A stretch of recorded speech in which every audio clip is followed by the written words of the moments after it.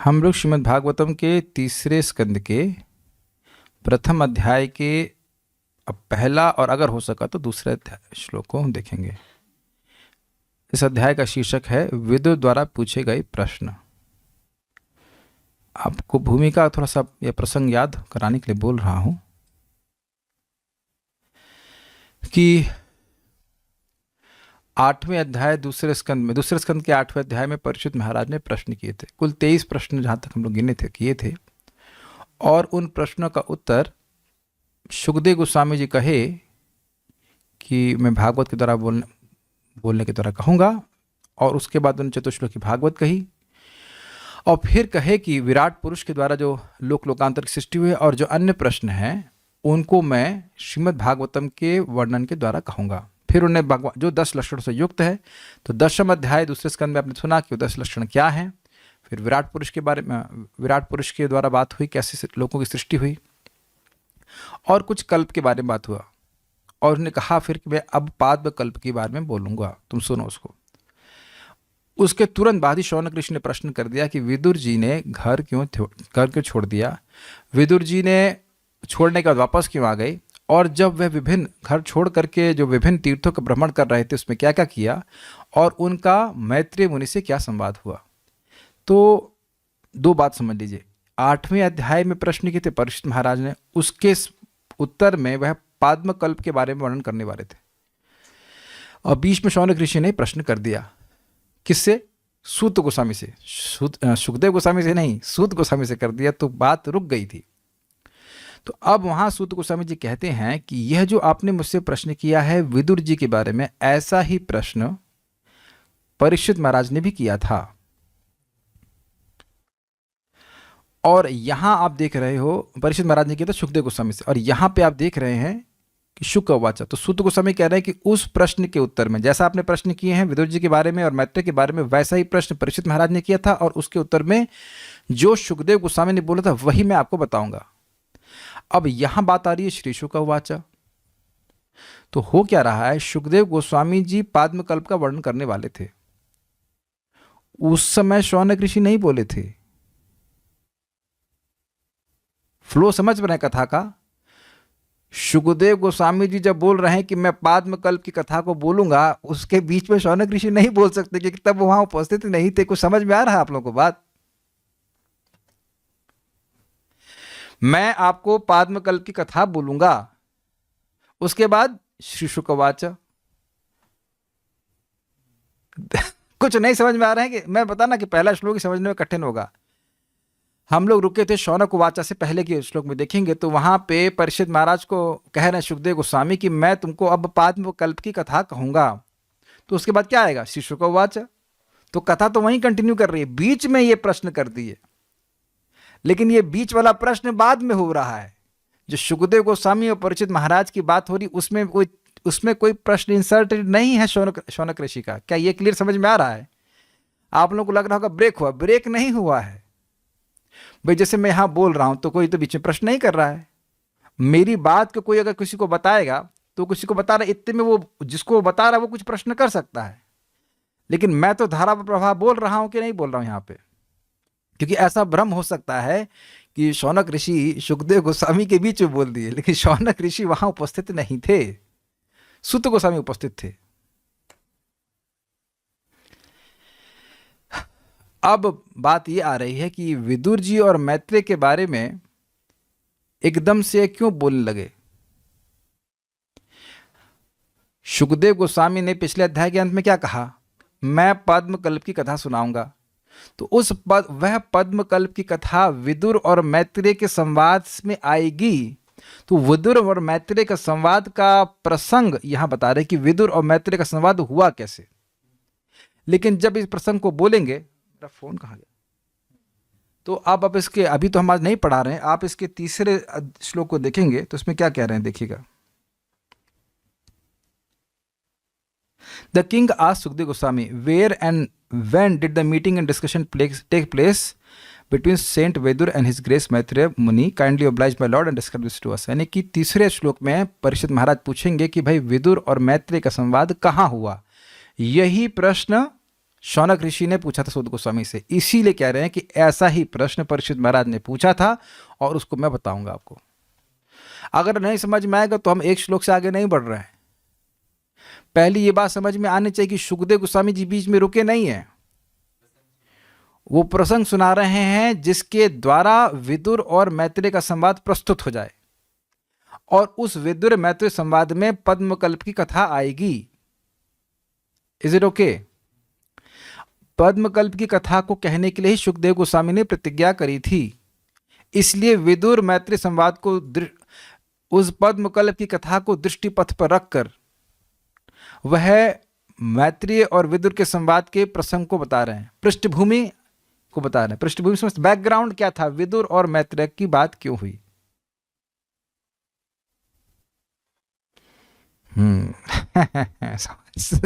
ऐसा ही नहीं है Bhagwat. Is that sinking in? लोग को समझ में आ रहा है कि नहीं आ रहा है? जी हाँ, अरे भाई आपको दिख रहा है कि सूत गोस्वामी, सुखदेव गोस्वामी की बात शौनक ऋषि बोले, लेकिन जब सुखदेव गोस्वामी बोल रहे थे तब शौनक ऋषि वहां नहीं थे, तो वो बीच में बोल कैसे सकते हैं? जो व्यक्ति इस मीटिंग में है ही नहीं, वो चैट में कैसे टाइप करेगा? चैट ऑफ थी शौनक ऋषि के लिए, शौनक ऋषि ऑफ थे, वहां पे थे ही नहीं। जो व्यक्ति यहाँ पे है ही नहीं वो प्रश्न कैसे करेगा? ना जूम पे ना रूम पे, तो उसका प्रश्न तो नहीं आएगा ना। मेरे इस प्रवचन को कोई दूसरा व्यक्ति दोबारा किसी व्यक्ति को बताएगा तो मान लो मेरी बात कुछ बता रहा है तो इतने में वो कुछ बात बोल सकता है, लेकिन अभी तो वो नहीं बोल पाएगा ना। अभी तो मैं जैसे बोल रहा हूं वैसे बोलता चला जाऊंगा। देखिए ऐसा फ्लो पकड़ेंगे तब आपको रुचि आएगी कि किसने क्या बोला, क्या क्या धारा चल रही है, और नहीं तो कुछ समझ ही नहीं कौन किसको क्या बोल रहा है, तो दिक्कत होगी। तो ये पृष्ठभूमि समझ में आएगी। सुखदेव गोस्वामी विदुर और मैत्रेय के संवाद को क्यों बोल रहे हैं आप बताइए। चलिए आज का बहुत आपका हमने टेस्ट लिया, इनसे पूछते हैं। यहाँ बताए, यहाँ बैठी बैठा आइए, ये कहेंगे अरे बड़ी मुश्किल से संडे को आए हम, शाम को, और हमारा परीक्षा लेने स्टैंड पर। विदुर, ये सुखदेव गोस्वामी, ये श्री शुक वाय उवाच, वाय श्री सुखदेव गोस्वामी सेड समथिंग, क्यों बोले, वो क्यों बोल रहे हैं, ये श्लोक क्यों बोल रहे हैं सुखदेव गोस्वामी? वो प्रसंग को बता रहे हैं हाँ बिगिनिंग से, ताकि वो जो कल्प के बारे में बताना था पिछले स्कंद में जो लास्ट में बोला था, तो इस प्रसंग से उसी कॉन्वर्जेशन को दोबारा लेके आएंगे। ओके, स्पष्ट नहीं कुछ समझ पा रहे हैं। पद्म कल्प की कथा कहने की प्रतिज्ञा करी थी, आगे फलहारी बाबा बताएंगे। हाँ फलहारी बाबा बताइए, सबको मालूम चला कि आप फल खाते हैं, बताइए। ओके माइक पे बताइए, हाँ माइक पे ऑन कीजिए। हाँ, परीक्षित महाराज ने जो प्रश्न पूछा था सुखदेव गोस्वामी से, वही यहाँ पे जो है नहीं क्लियर हुआ है। परीक्षित महाराज ने 8वें अध्याय में प्रश्न किए थे, वो तो हो गए। उसके उत्तर के क्रम में कहते कहते वो आए कि मैं तुम्हें पद्म कल्प के बारे में बताऊंगा, क्योंकि काल का सूक्ष्म और स्थूल रूपों का वर्णन करना था, और उनका वर्णन बिना कल्पों के वर्णन के होना नहीं था, तो वो पद्म कल्प का वर्णन करने वाले थे, ये प्रतिज्ञा करी थी। अब पद्म कल्प का वर्णन करने के लिए उनको विदुर मैत्रेय संवाद बताना था, तो विदुर मैत्रेय संवाद हुआ कहाँ, तो उसके लिए ये प्रसंग बता रहे हैं। फिर से बताइए कि ये बोल क्यों रहे हैं। जो विदुर मैत्रेय प्रसंग था उसको कंटिन्यू कर रहे हैं, कल्प के बारे में जो बताना था। अच्छा चलिए आप बंगाली भक्तों को देते हैं। हाँ बोलिए। हरे कृष्ण प्रभु जी, सुखदेव गोस्वामी पद्मकल्प के बारे में बोलने की प्रतिज्ञा की, वही अभी कंटिन्यू कर रहे हैं। पद्मकल्प के बारे में वर्णन, इसके विदुर मैत्रेय संवाद में पद्मकल्प के बारे में विस्तार में चर्चा होगा, इसलिए ये संवाद अब सही है। तो इसलिए विदुर मैत्रेय संवाद क्योंकि जननी है पद्मकल्प की कथा की, तो ये माँ कहाँ से आई, ये कथा रूपी माँ कहाँ से आई, ये विदुर और मैत्रेय की बात कहाँ से आई, कैसे हुई, इसलिए सुखदेव गोस्वामी उसकी पृष्ठभूमि बोल रहे हैं। उम्मीद है कि समझ में आ जाएगा। चलिए अब हम लोग श्लोक बोलते हैं।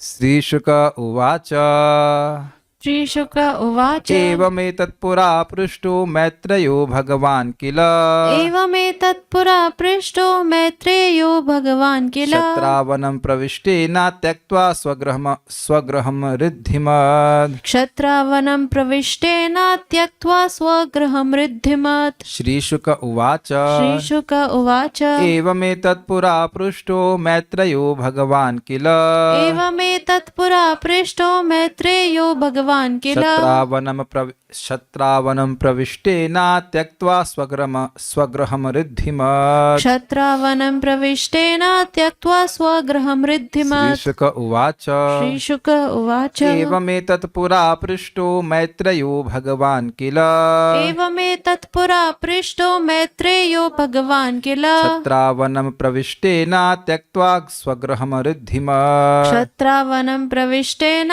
त्यक्त्वा स्वगृहं रिद्धिमत्। श्रीशुक उवाच श्रीशुक उवाच एवमेतत् पुरा पृष्टो मैत्रेयो भगवान् किल। एवमेतत् पुरा पृष्टो मैत्रेयो भगवान् किल। छत्रावनं प्रविष्टेन त्यक्त्वा स्वगृहं रिद्धिमत्। क्षत्रावनं प्रविष्टेन त्यक्त्वा स्वगृहं रिद्धिमत्। एक भक्त कह रहे थे कि संस्कृत बोलना नहीं आता है, गाना गाना आता है। तो गाने की लिरिक्स पकड़ते हैं ना, बार बार सुन करके, एक बार में नहीं आता, एक बार में नहीं आता, दूसरी बार में नहीं आता, तीसरी बार नहीं आता, सुनते सुनते मैं भी संस्कृत नहीं पढ़ा हूँ, सुनते सुनते वो 2 ही 3 मीटर होते हैं, उसको सुनने में आ जाता है। सुखदेव गोस्वामी ने कहा, थोड़ा जल्दी दे दीजिए, अपना समृद्ध घर त्याग कर जंगल में प्रवेश करके महान भक्त राजा विदुर ने अनुग्रहकारी मैत्री ऋषि से यह प्रश्न पूछा। अन्वय देखिए। श्री शुकवाच, श्री सुखदेव गोस्वामी ने कहा, पूर्व काल में, किल मतलब निश्चय ही, निश्चितता को सूचित करने के लिए शब्द है, रिद्धि मत सर्व समृद्ध। रिद्धि सिद्धि शब्द सुना होगा आपने, तो रिद्धि का मतलब होता है हर प्रकार की भौतिक संपदा से युक्त। छत्रा विदुर द्वारा स्वगृहम त्यक्त्वा अपना घर त्याग कर वनम यानी जंगल में प्रविष्टेना प्रवेश करके, ये जंगल कहाँ है? हरिद्वार का जंगल। हरिद्वार में एक कथा हुई थी।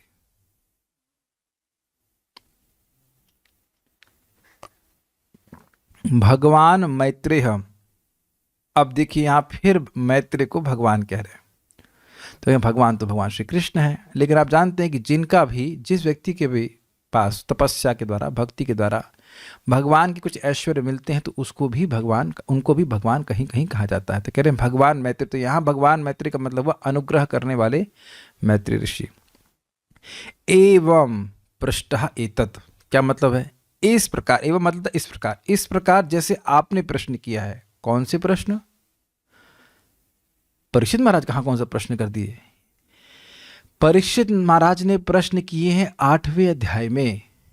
उन प्रश्नों को ये सुखदेव गोस्वामी जी रेफर कर रहे हैं, क्या बोलेंगे इसको, रेफर को हिंदी में इंगित कर रहे हैं कि जैसे आपने 8वें अध्याय में प्रश्न किए हैं, वैसे ही प्रश्न मैत्रेय से विदुर जी ने पूछे थे पहले के समय। पृष्ठः एतत्, यह प्रश्न पूछे गए।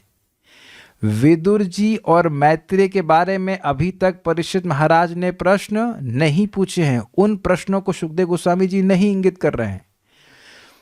काल के बारे में, सृष्टि के बारे में जो प्रश्न उन्होंने 8वें अध्याय में किए थे, उन प्रश्नों को इंगित कर रहे हैं। और अभी आप जब विदुर जी के प्रश्न देखेंगे तो बिल्कुल स्पष्ट हो जाएगा कि हाँ, ये वही प्रश्न है जो परीक्षित महाराज ने किए थे। आप कोई व्यक्ति सोच सकता है क्या ये सब सेटिंग है कि जो मैत्रेय मनुष्य से प्रश्न करेंगे विदुर जी, वही प्रश्न इधर ये भी करेंगे? हमको नहीं पता। भगवान के द्वारा नियंत्रित सब भक्त होते हैं। प्रश्न कहीं कहीं भगवान प्रश्न कर रहे हैं और उत्तर भक्त दे रहा है, जैसे कि श्रीपाद रामानंद राय, उनसे भगवान प्रश्न कर रहे हैं और वह उत्तर जो भी दे रहे हैं, वो जानते हैं कि जो उत्तर दे रहे हैं वो मैं नहीं दे रहा हूँ, रामानंद राय, वो भगवान ही दिलवा रहे हैं। ऐसे सनातन गोस्वामी प्रश्न कर रहे हैं और महाप्रभु उत्तर दे रहे हैं। ऐसा करके भगवान इन भक्तों को माध्यम बना करके जगत में अपनी कथा को प्रकाशित कराते हैं, जैसे कि अर्जुन के केस में हुआ था। ठीक है, तो यह हमारी बुद्धि के बाहर की बात है कि प्रश्न रिपीट कैसे हो जाते हैं क्योंकि जो भी है भगवान की अध्यक्षता में हो रहा है। संस्कृत देखिए।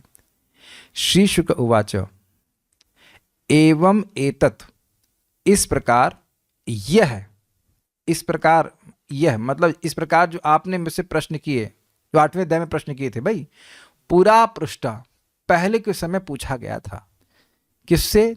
मैत्रेय से। भगवान मतलब अनुग्रहकारी, उन्होंने अनुग्रह करके सारे उत्तर दिए थे। और किला का मतलब निश्चय, यानी कि कुछ संदेह मत कीजिए कि कोई और प्रश्न किए गए थे। मैं इस पर कुछ कहना चाहता हूं। अभी एक भक्त हमको बोले कि उन्होंने पिछले साल दीपदान किया था कार्तिक में, तो उनके पिताजी की मृत्यु के बाद सदगति हुई होगी शायद। अब आप ये बताइए कि जो विटामिन डी में लिखा रहता है 60,000 वटेवर गोली में लिखा है, इसमें 60,000 IU है, तो आप मानते हैं ना कि वेरीफाई भी करते हैं? वो जो उसमें लिखा रहता है पैरासीटामोल में 600 mg, 500 mg, 250 mg, मान लेते हैं ना लिखा रहता है। उसके बाद क्या रिसर्च करते हैं? उसके बाद भी कहते हैं शायद ये 650 मिलीग्राम है। कभी बोले ऐसा? एकदम सहज विश्वास कर लेते हैं। लिखा रहता है नाई की दुकान, सोचते हैं वहाँ पे सब्जी मिलेगी। कोई कभी जाके पूछे भाई थोड़ा टमाटर दोगे, कहते हैं दिमाग खराब है, लिखा क्या है, देखो यहाँ पे क्या लिखा हुआ है, कहते हैं नाई की दुकान। तो कहें नहीं शायद मैं सोच रहा था कि यह शायद सब्जी मिल जाए। कभी बोले हैं लोग, पागल कहेंगे कि नहीं।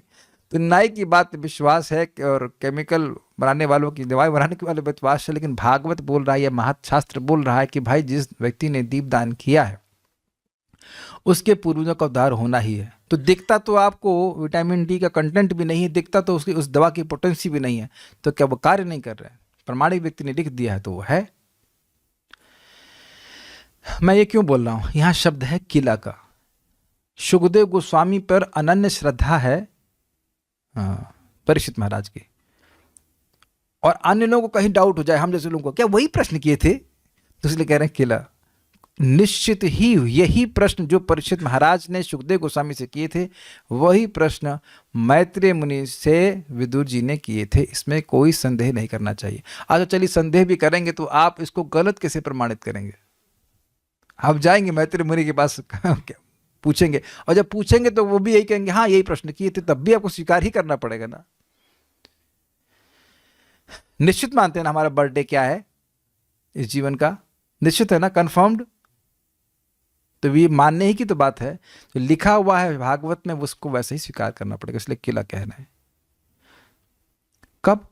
तो कह रहे हैं छत्रा वनम प्रविष्टेना। जब छत्रा मतलब विदुर जी वन में प्रविष्ट हुए थे। त्यक्त्वा स्वगृहम रुद्धिमत, अपने घर को त्याग करके, जो उनका घर रुद्धिमत अर्थात सारी समृद्धि से भरा हुआ था। अब देखते हैं हमारे पास कितना समय होगा, नहीं तो अगला श्लोक तो आज बोलने वाला है।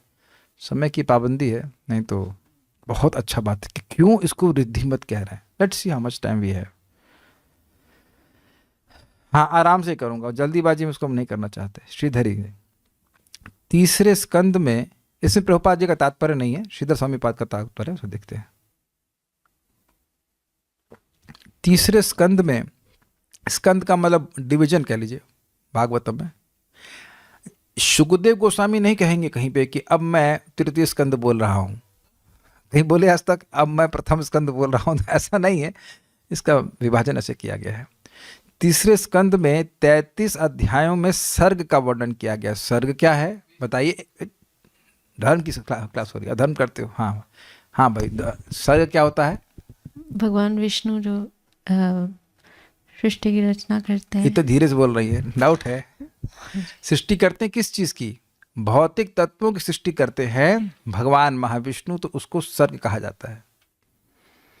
ठीक है। ईश्वर के संकल्प के द्वारा प्रकृति के गुणों में क्षोभ उत्पन्न हुआ और उसी से सृष्टि रूपी ब्रह्मांड की उत्पत्ति हुई। तो यदि कोई बच्चा, कोई स्टूडेंट सोच रहा हो कि सेकंड कंटू पार हुआ, अब सृष्टि नहीं सुनना होगा, तो बेटा बच नहीं सकते। और तीसरे स्कंद में फिर आएगा और डिटेल में आएगा। कहीं आप कहेंगे बच जाओ, ना, बचने की नहीं, फिर वही टॉपिक आ रहा है। तो ये जो नहीं जान रहे हैं, पहली बार आए, उनके लिए एक हल्का सा रिकैप कर दें। प्रधान, उनमें गुणों की साम्यता, और उनमें भगवान महाविष्णु काल शक्ति और जीव शक्ति का क्षोभ करते हैं, पंचर करते हैं अगर कहा है, और उससे गुणों में क्षोभ होता है, गुणों में व्यतिकर, उन्हें डिस्टर्बेंस आता है। तो जब उसके बाद महतत्व की सृष्टि होती है, फिर सूत्र तत्व, और उसके बाद अहंकार, आगे पे सृष्टि होती है। ये बात हम सुन चुके हैं, इसको सर्ग कहा जाता है। तीसरे स्कंद के पहले अध्याय में जिन सबों की आयु समाप्त हो गई थी, उन अपने बांधवों को त्याग कर जो घर से निकल गए, उन विदुर जी का उद्धव जी के साथ संवाद वर्णित है। विदुर जी का उद्धव जी से, फिर उद्धव जी डायरेक्ट करेंगे विदुर जी को मैत्रेय मुनि के पास जाने के। तो अंततः गत्वा हम लोग विदुर और मैत्रेय संवाद ही सुनेंगे। विदुर जी से जो प्रश्न करेंगे उद्धव जी से प्रश्न विदुर जी करेंगे, उन सारे प्रश्नों का उद्धव जी नहीं देंगे, वो उनको मैत्री मुनि को डायरेक्ट कर देंगे। अब एक बड़ी इंटरेस्टिंग बात है, जब विदुर जी अपना घर त्यागे तो क्या सारे धृतराष्ट्र आदि मर गए थे? तो यह क्यों बोल रहे हैं? जिन सबों की आयु समाप्त हो गई थी, उन अपने बांधवों को यानी कि धृतराष्ट्र और दुर्योधन, उनको त्याग कर घर से क्यों निकल गए? माइक में बताइए, गैस करिए, कोई दिक्कत नहीं। ये इस तरह से पढ़ेंगे ना तब रुचि होती है, नहीं तो पढ़ कर निकल जाएंगे। भाई ऐसे कैसे बोल दिया? प्रश्न है ना कि क्या उस समय दुर्योधन मर गया था? अब बात तुम खोल दे रहे, दुर्योधन की वजह से वो घर त्यागे थे, तो दुर्योधन तो मरा नहीं था। हाँ, वो द्रौपदी के साथ जो घटना घटी थी उस समय। यस, द्रौपदी का अपमान करने से उनकी आयु कम हो गई थी। भगवान ही संकल्प ले लिए थे कि जिन्होंने भी द्रौपदी के अपमान में शामिल हुए हैं उन सब को मार दिया जाएगा, वो बचने वाले नहीं। इसलिए, और यह विदुर जी देख लेते कि इनका तो नाश बिल्कुल अवश्यम भावी है, तो इसलिए कह रहे हैं कि इनकी आयु समाप्त हो गई थी। Very good, thank you. Next, सर्वप्रथम श्री भगवान ने ब्रह्मा जी को संक्षेप में श्रीमद् भागवत का उपदेश दिया। इसको आपने दूसरे स्कंद के 9वें अध्याय में सुना था। शुकदेव जी ने शेष जी के द्वारा वर्णित भागवत का विस्तार से वर्णन किया। अब ये कौन सी भागवत आ गई? इसी के बारे में आज सोच भी रहा था मैं सुबह, जब महाराज की क्लास अटेंड करने के लिए से लौट रहा था, तब याद आ रहा था कि कैसे जो शेषनाग हैं वो ब्रह्मांड के नीचे रहते हैं, तो उनसे भागवतम सुनने के लिए शौनक 4 कुमार जो है वह गंगा जी के रास्ते से नीचे जाते हैं। इनके साथ को लग रहा है कि आप बहुत दूर आ रहे हैं भागवत सुनने के लिए, आप लोग तो यहाँ पे साइकिल उठा के आते हैं, इसी गंगा जी में तैर कर तो नहीं जाते हैं। और जूम वाले तो बहुत ही बुद्धिमान है उन्हें तो कुछ करने नहीं है, बस बटन ऑन ठक भागवतम हो जाती है। लेकिन ये भागवत का महात्म्य है। हम लोग तो क्या इंद्रिय संयमी है, 4 कुमारों तो ब्रह्मचर्य में अखंडितम, अनाद मतलब सृष्टि की शुरुआत से ही अखंड ब्रह्मचर्य का पालन कर रहे हैं। वह भागवत का इतना महत्व दे रहे हैं कि वो ऊपर के लोग तपलोक या जनलोक पे कहीं रहते हैं, याद नहीं आ रहा कहाँ पे एग्जैक्टली, ब्रह्मलोक से जस्ट नीचे रहते हैं वो। अब कोई भी हो, जनलोक है कि तपलोक है मैं भूल रहा हूँ, जो भी हो, जनलोक या तपलोक है, तो वहां से नीचे के लोकों में जाते हैं, नीचे एकदम नीचे जाते हैं गर्भ सागर के पास में, और वहां पे सुनने के लिए जा रहे हैं भागवतम। गंगा जी को पता हो सब जगह बहती हुई आती है, ब्रह्मलोक से नीचे तक जा रही है, उसके रास्ते से जा रहे हैं, इसीलिए उनके बाल भीगे रहते हैं। आप देखेंगे सब तीसरे स्कंद में आएगा, तो वहां पे शेष नाग ने सनक को 4 कुमारों को सुनाया, और उसके बाद वह सांख्यान ऋषि को दिए, फिर वह भी एक परंपरा है, और वहां पे बहुत विस्तार से भागवत कही गई है। यस, श्रीमद् भागवत का संप्रदाय 2 प्रकार से प्रचलित हुआ। एक तो भगवान नारायण और ब्रह्मा जी के संप्रदाय के रूप में, जो कि हम लोग को प्राप्त हो रहा है। इस संप्रदाय में अत्यंत संक्षेप में श्रीमद् भागवत वर्णित है 4 श्लोकों में। दूसरे संप्रदाय में श्रीमद् भागवत विस्तार से वर्णित है। यह संप्रदाय शेष, उनसे सनत कुमार यानी कि 4 कुमार तथा सांख्यान ऋषि इत्यादि के द्वारा प्रवृत्त है, उनसे शुरुआत हुआ है। इस संप्रदाय में भागवत विस्तार से वर्णित है। उसमें भी दूसरे संप्रदाय में यानी कि जो पहला वाला है, श्री नारायण और ब्रह्मा संवाद के प्रसंग में चतुश्लोकी के माध्यम से भागवत का निरूपण संक्षेप में किया गया। ब्रह्म नारद संवाद के प्रसंग में कुछ विस्तार से 10 श्लोक में से 10 ब्रह्म नारद संवाद के प्रसंग में कुछ विस्तार से 10 श्लोक में वर्णित है। ना 10 श्लोक में नहीं है, 1 मिनट में देख लेता हूं। 10वें श्लोक में नहीं, 10वें अध्याय में वर्णित है, ये कह सकते हैं, लेकिन एक बार देख लेते हैं, कुछ कठिनाई गलती नहीं होनी चाहिए।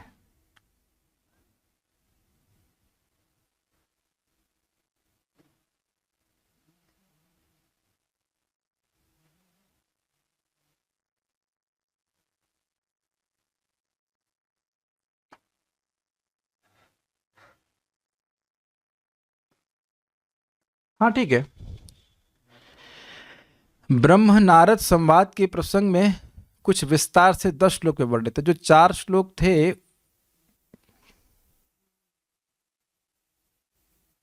दस श्लोक कहां से आ गए? दूसरे स्कंद के 9वें अध्याय में हमने 4 श्लोक सुने थे। और नारद जी और ब्रह्मा जी के बारे में तो काफी श्लोक वर्णित है, 10 तो नहीं, तो चलिए छोड़ देते हैं, बात समझ में नहीं आई कुछ। शेष के द्वारा उक्त उसी श्रीमद् भागवत को विस्तार से कहने के लिए तीसरे स्कंद का प्रारंभ हुआ है। यानी कि जो शेष नाग ने सनत कुमार और उसके आगे संख्यान ऋषि को जो कथा कही थी उसका वर्णन यहाँ पे आएगा। इस तीसरे स्कंद के प्रारंभ में 4 अध्यायों में विदुर और मैत्रेय जी की भेंट का वर्णन है। पहले विदुर जी उद्धव जी से मिलेंगे, फिर उद्धव जी विदुर जी कहेंगे कि आप मैत्रेय मुनि से मिलो। उसके पश्चात अध्यायों में भिन्न भिन्न कल्पों के साथ सृष्टि का वर्णन है। अब इसका लिंक है परीक्षित महाराज के उस प्रश्न से जो वो काल के परिमाण के बारे में पूछ रहे हैं। इसके पश्चात विसर्ग के वर्णन के प्रसंग में 7 अध्यायों में वराह अवतार का वर्णन है, यानी कि ब्रह्मा जी की सृष्टि। आप एक देंगे चैप्टर देखेंगे ब्रह्मा जी की प्रार्थना सृष्टि के लिए, तो वहाँ ब्रह्मा जी सृष्टि करेंगे और उसके प्रसंग में वराह देव का वर्णन भी आएगा, हिरण्याक्ष का वध इत्यादि सब आएगा 7 अध्यायों में, 7वें अध्याय में नहीं 7 अध्यायों में आएगा। तदंतर एक अध्याय में विसर्ग का संक्षेप किया गया है। विसर्ग मतलब ब्रह्मा जी के द्वारा सृष्टि। उसी के प्रसंग में 4 अध्यायों में कपिला अवतार का वर्णन है। तदंतर 9 अध्यायों में कपिलो उपाख्यान का वर्णन, अर्थात 9 अध्याय में कपिल देव अपनी माँ को जो शिक्षा देते हैं उसका वर्णन है। बहुत बड़ा व्याख्यान है, वहां पढ़ेंगे। इन अध्यायों में संपूर्ण तृतीय स्कंद वर्णित है। 33 हो गए, गिन लिया क्या? 4 7 7 4 11, उसके बाद 1 12, उसके बाद 4 15 और 9 23, 15 9 24, उसके बाद कुछ रह गया क्या?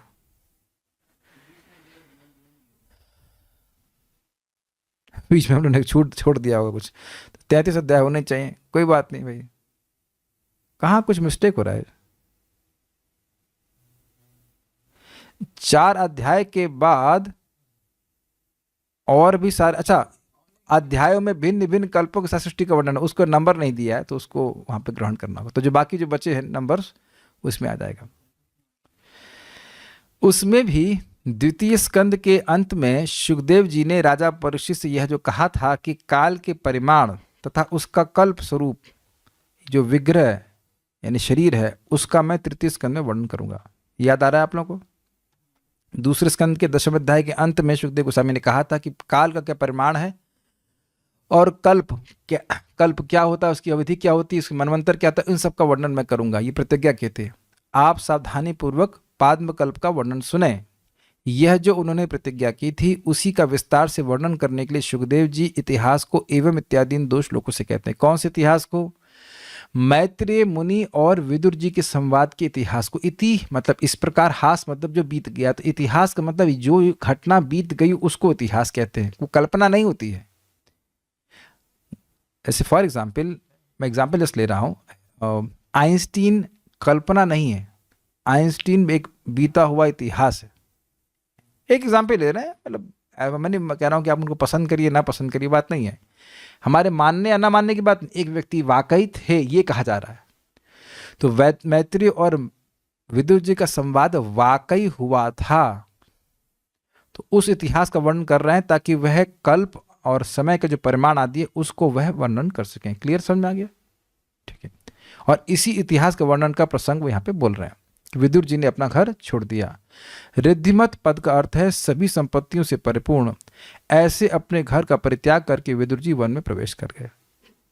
सारार्थदर्शनी प्राय श्रीधर स्वामी ऐसी है, थोड़ी बातें कुछ अलग है, उसको मैं यहाँ पे बोलूंगा। श्री गुरु एवं कृपा सिंधु कृष्ण को प्रणाम करते हुए मैं लोकनाथ तथा जगत के चक्षु श्रील सुखदेव गोस्वामी का आश्रय लेता हूं। कौन ले रहा है आश्रय?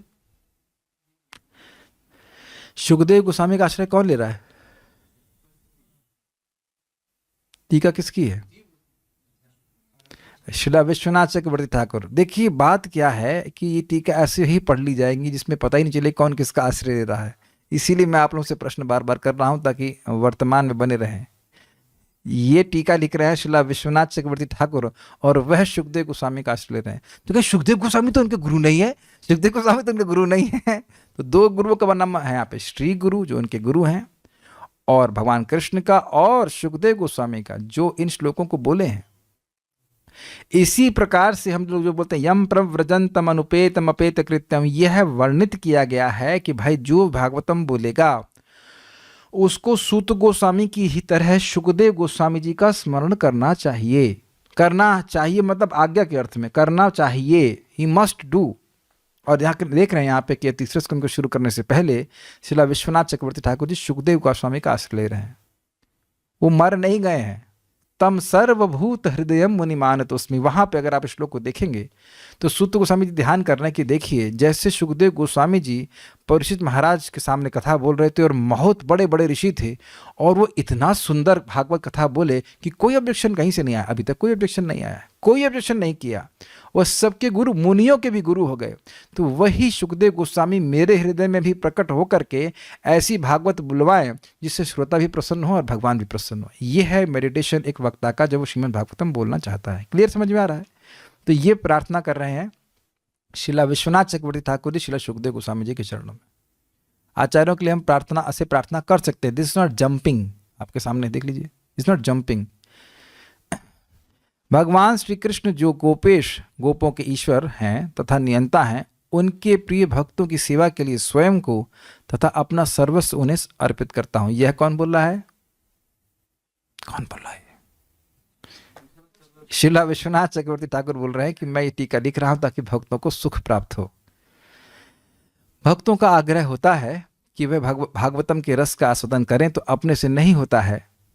तो आचार्यगण सेवा कर रहे हैं हम सबकी इन अर्थों को प्रकाशित करने के लिए। जैसे माताएं समझ सकती हैं, बच्चे लोग दूध पीने में असमर्थ होते हैं तो निप्पल वाली बोतल होती है ना, उसमें दूध भर के ये लो बेटा पी लो, और ऐसे करके हम लोग को ये भागवत का रस पिला रहे हैं बोतल में भर भर करके, कि हम लोग से पीने का सामर्थ्य नहीं, छोटे बच्चे ना हम लोग अभी। इसलिए प्रथम अध्याय में अपने अग्रज धृतराष्ट्र का घर त्याग कर विदुर जी की तीर्थ यात्रा गमन वर्णित है तथा वहां उनकी भेंट उद्धव से हुई। कहां हुई? द्वारका के पास। मैं अभी चुप हूं, कहां हुई देख लेंगे, कहां हुई, जहां पे भी हुई। तथा वहां उनकी अपने तीर्थ यात्रा में उनकी भेंट उद्धव से हुई और उन्होंने प्रश्न पूछे। यद्यपि भगवान से विलग होने के कारण उद्धव जी की श्रवण क्षमता अस्थिर थी। ये क्या मतलब है? एक व्यक्ति इस क्लास में उपस्थित थे, मैंने पूछा कुछ तो कह रहे हमें तो घर का काम याद आ रहा था, हम क्लास से फोकस ही नहीं कर पाए। तो आप समझ सकते हैं कि उस समय श्रवण अस्थिर था। ये उनके संग नहीं, बहुत सी लोगों के संग होता है। मेरे संग भी होता था जब मंदिर में बहुत मैनेजमेंट कार्य रहता था, स्पेशली कार्तिक में, तो कथा में मन नहीं लगता था क्योंकि अरे ये करना है, वो किधर खिचड़ी बननी, उधर ये पकना है, ये होना है, वो होना है। मुझे याद आ रहा था परम पूज्य राधानाथ महाराज कोई 2 या 3 साल पहले हम गौशाला में आए थे गो पूजा के समय, तो कथा बोल रहे थे, तो कुछ भी याद, कुछ सुन ही नहीं पाया मैं। वो यहाँ से पत्तल लेके आनी है, ये काम करना है, वो काम करना है, तो भले ही आवाज़ हो रही हो लेकिन श्रवण स्थिर नहीं होता अगर मन स्थिर नहीं होता। तो उद्धव जी का मन भगवान में लगा था, भगवान के विरह के कारण वो अत्यंत व्याकुल थे। तो यद्यपि वो प्रश्न पूछ रहे हैं विदुर जी, लेकिन अपने मन को अपने श्रवण इंद्रिय से जोड़ नहीं पा रहे थे उद्धव जी। मैं समझा पा रहा हूँ, अनुभव होगा। कई बार होता है कि मैं कुछ कर रहा होता हूँ, कोई व्यक्ति ये भी नहीं देख रहा कि मैं कुछ कर रहा होता हूँ, पूछना शुरू करता है। आप लोग संग भी ऐसा हुआ होगा।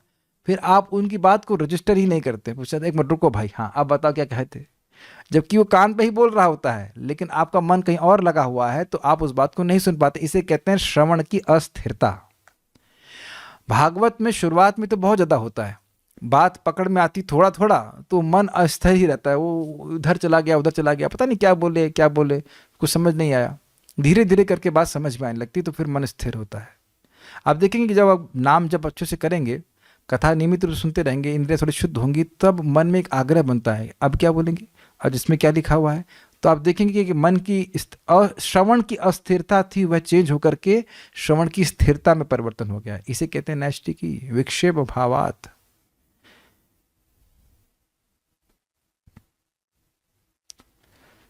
तो एक भक्त ने बताया कि विदुर जी वृंदावन में मिले थे उद्धव जी से। हाँ ठीक है, ठीक है, लेकिन आप समझ पा रहे हैं कि उद्धव जी क्यों उत्तर नहीं दे पा रहे थे? प्रश्न सुने तो सही, या सुन भी ले तो उस पर विचार करने के लिए कुछ बुद्धि वहाँ पे लगानी पड़ेगी। मन तो उनका पूरा व्याकुल था भगवान के विरह के कारण, इसलिए वह उत्तर नहीं दे पाए।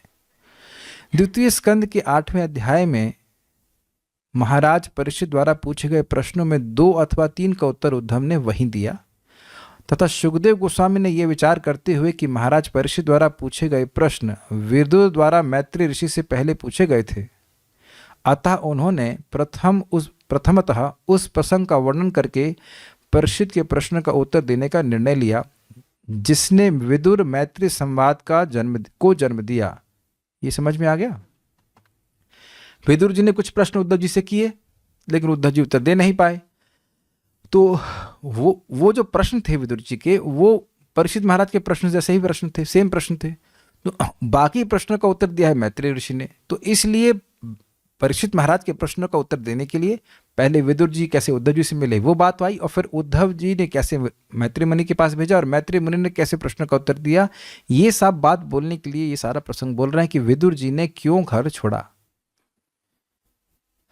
देखिए, एक शैली है कथा की कि कुछ जो प्रस्तुत विषय है उसको व्यक्ति समझ सके, उसके लिए प्रसंग बताएं कि आया कैसे, ये बात हुई कैसे। जैसे अब देखिए, कई बार कथा में बताया, एक बार तो बात कोई बताने के लिए वो एक बार से कथा शुरू होती है। सुना है आपने? आप लोग अगर समझना चाहते हो तो गीता के महात्म्य को सुनिए। एक बार एक ब्राह्मण था। अच्छा, कौन ब्राह्मण था? तो सुनना शुरू करेगा। यह जैसे अजामिल का था, तो अजामिल की कहानी क्यों सुना रहे हैं? नाम की महिमा को समझाने के लिए कि भाई नरक से निस्तार, प्रस्तुत विषय क्या था कि भाई नरक से लोगों का आसानी से निस्तार कैसे हो जाए। तो उस प्रस्तुत विषय को समझाने के लिए उसमें उस प्रसंगतः एक कथा बताते हैं अजामिल की।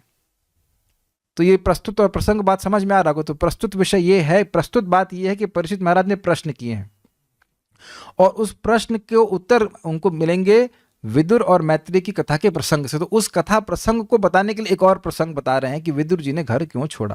क्लियर, समझ में आई? ठीक है। अब हमारे पास समय बहुत कम है। हमको दुख है कि अगला श्लोक तो हम आराम से पढ़ाना चाहते हैं, तो हम कल ही पढ़ाएंगे, आज तो नहीं पढ़ा पाएंगे। आज फिर वो घंटी, समय सोचने के समय की घंटी बज जाएगी। ये बड़ा दुख है और जल्दी करूँगा तो हो नहीं पाएगा।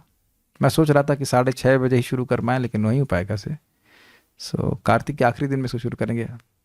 पढ़ लीजिएगा, थोड़ा पढ़ लेंगे तो समझ में आएगा। आज हमने क्या क्या पढ़ा थोड़ा याद रहेंगे। श्लोक देख लीजिए एक बार फिर से कि सुखदेव गोस्वामी कह रहे हैं, जैसे आपने ये प्रश्न किया था मुझसे परीक्षित महाराज, ऐसे ही मैत्रेय मुनि से विदुर जी ने प्रश्न किया था जब अपने घर को, अपने समृद्धिमान घर को छोड़ करके वह वन में प्रवेश कर गए थे। So will stop here. Shrimad Bhagavatam की जय, श्रील प्रभुपाद की जय, निताई गौर प्रेमानंदे।